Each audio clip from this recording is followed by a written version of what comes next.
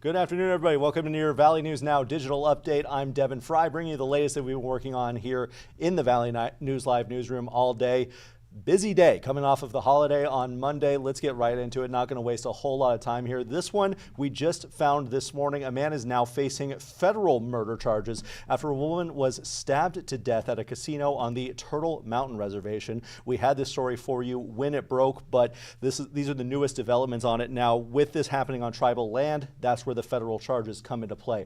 58-year-old Rigoberto Mendez Morales called 911 on January 10th, saying he woke up and found a woman dead in his hotel room at the SkyDancer Casino. When deputies arrived, they found Mendez Morales covered in blood. The victim was on the floor, suffering multiple stab wounds there. According to an FBI affidavit, Mendez Morales had a bloody knife in his possession. He told investigators he couldn't remember returning to his room or why he had blood on his clothes. Security footage shows only Mendez Morales and the victim entering that room that morning. He faces life in prison if convicted. Some more new details today here in Fargo now. New details about a terrifying moment for a Fargo man who was just taking out his trash. Police say 62-year-old Kevin Byzewski pointed a rifle at a man throwing out garbage at an apartment building on 17th Street South Saturday morning. We have some video from that scene. I'll go ahead and get that pulled up here. There we go. We should have that now. The victim turned around and saw Byzewski standing on his balcony, pointing the rifle directly at him. The victim ducked behind a garbage can for cover. He told police he thought that Byzewski was going to shoot him. 9 officers responded and set up containment around the apartment. After about an hour, Byzewski came out and was arrested without incident. He's now charged with terrorizing with a dangerous weapon, and he is currently in custody at the Cass County Jail. We're going to keep you updated with the latest on that story as it develops, just like we always do here at Valley News Live. Make sure you have your VNL app handy. Be sure to stay tuned here to our Valley News Now digital networks. We're going to keep you covered. Now let's go ahead and turn our attention to the weather department. Speaking of having you covered, our weather team's done a phenomenal job alerting us when these winter conditions are going to be coming. Of course, yesterday we had some extreme cold. Today, not much better. You can see in the little corner here, 12 degrees. Yikes. But I guess it's not happy news, but it's going to get even harder out there. Summer Schnellbach now joins us with the very latest for what we can expect from our Valley News Live First Alert weather team. I'm meteorologist Summer Schnellbach. We are watching for some cold weather. We've also got a winter weather advisory for blowing snow in the forecast for our Wednesday. And we are watching those temperatures and wind chills that will plummet into the 30s, 40s, 50s, potentially in some areas near 60 below zero as we round out the work week and head into the weekend. So there's a lot that you don't want to miss tonight coming up on Valley News Live. So be sure to stay tuned there, and of course our Valley News Live weather app. They'll have you covered on there as well, and us here on our digital networks. We're going to do our best to make sure that you have those conditions right at your fingertips. They are not declaring that a First Alert weather day tomorrow. However, like Summer mentioned, those First Alert weather days coming up this weekend for some brutal cold. We got the details on that in the meeting, and you guys are going to love it in her forecast coming up tonight on Valley News Live. Be sure to stay tuned. Some more court filings today was what we'll turn our attention to. Nope, I was wrong. Another update from an incident that happened over the weekend. Names have been released by the North Dakota Highway Patrol in a T-bone crash on Sunday at 45th Street South and 40th Avenue South in Fargo. North Dakota Highway Patrol says when the crash happened at 6:41 a.m., a 2016 Honda Pilot, which was being, I meant to have that video pulled up the whole time. The crash happened at 6:41 a.m. A 2016 Honda Pilot driven by William Waugh was traveling northbound, entered the intersection and hit a Chevy Impala being driven by Shelby Schmalz. Officials say the Honda Pilot was traveling from a residence in South Fargo towards Sanford Hospital when the crash occurred. According to the press release, 2 passengers, Miata Hill and an infant 5 months old, according to the press release, were in the backseat of the Pilot. Both were unrestrained. They both suffered serious injuries and were taken to Sanford by ambulance. Officials say that Schmalz also suffered serious injuries and was taken to Sanford while was not injured in the crash. This crash remains under investigation. We're going to provide you with the latest details as they become available.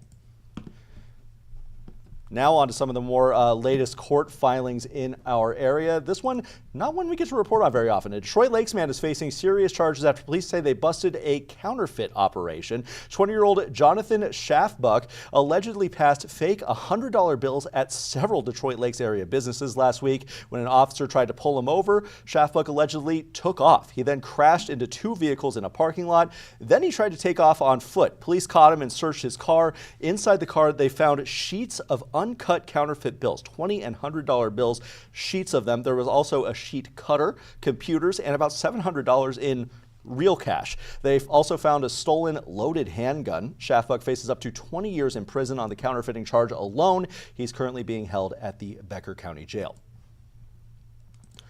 A Bemidji woman is charged with assault after police say she attacked another woman with broken glass. 44-year-old Jessica McLean is accused of hitting a woman with a broken mirror on Monday night, leaving a large gash over the victim's eye. Police say McLean broke the mirror and then tried to cut people with the glass. When officers tried to arrest her, she physically resisted. Court records show that McLean has 11 prior convictions, including felony domestic assault and threats of violence. She is being held in custody in the Beltrami County Jail and faces up to 5 years in prison.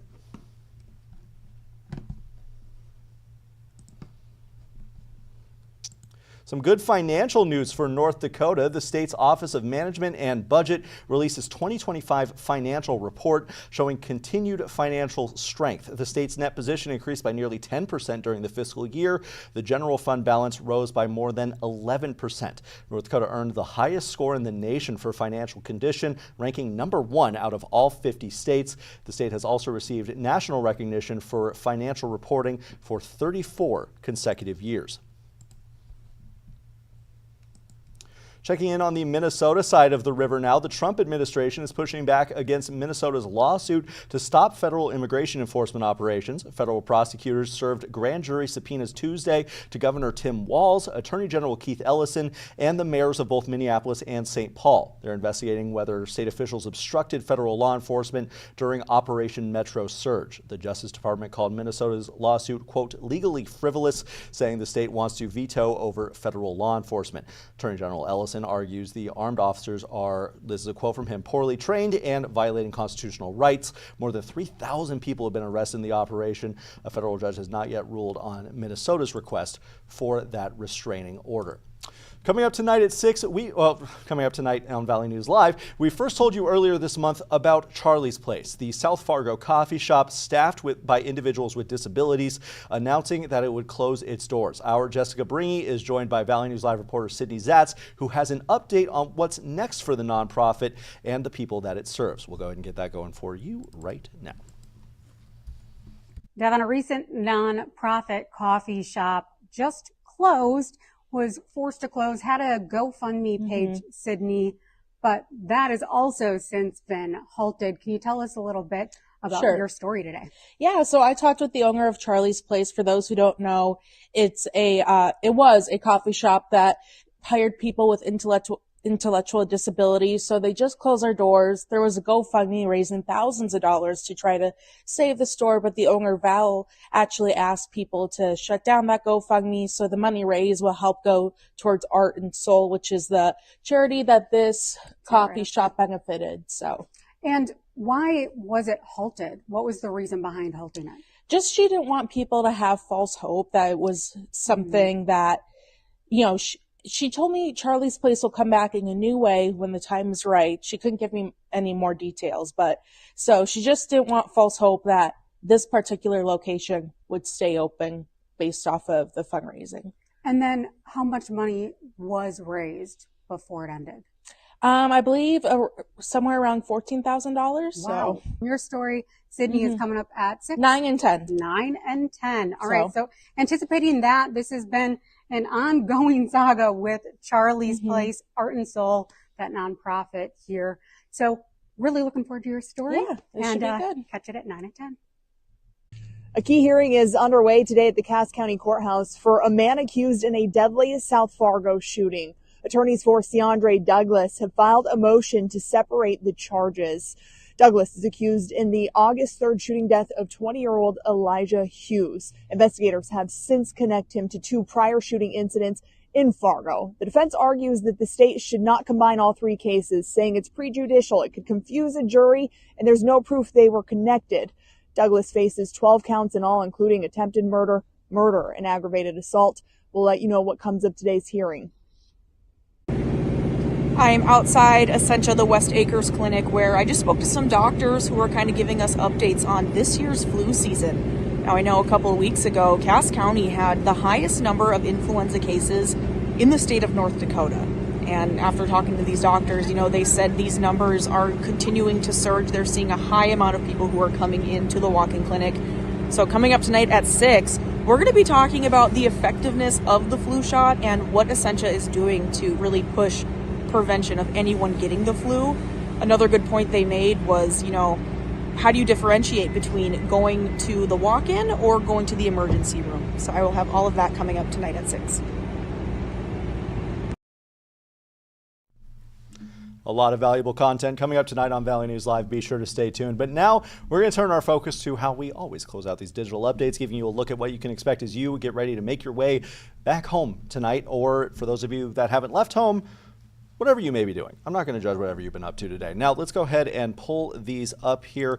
We're going to look at road conditions in North Dakota. Obviously, as you could probably imagine with how uneventful things have been today in our, am I allowed to say neck of the woods? Is that copyrighted? I'm going to go ahead and say it anyway. In our neck of the woods, everything's looking green. As we get more west, that's where we run into some scattered ice and snow-covered roads. Out here by Jamestown, for these members of our viewing area, some scattered snow drifts there. So just be sure to make yourself aware as you make your way out the door. And of course, our Northern Valley viewers, some scattered ice up there by the Grafton area as well. If you're driving from Grafton up to Canada today, which you might be, just be aware of that. Now let's take a look at the Minnesota side of things. Taking a look at the interstate here, obviously without any major weather events today, things are looking good. Also, traffic's looking a little bit foggy out there. So, something to be aware of. We have something. That's the latest news I have for you right now. We got about 14 minutes to the start of Valley News Live at 4. We're back to our regular show schedule today. Obviously, the NBA games caused some rescheduling yesterday, but today things are back to normal. Duke Schindler getting ready to host a Valley News Live at 4 right now, or in about 14 minutes. So be sure to stay tuned. But for now, for your Valley News Now digital update, I'm Devin Fry.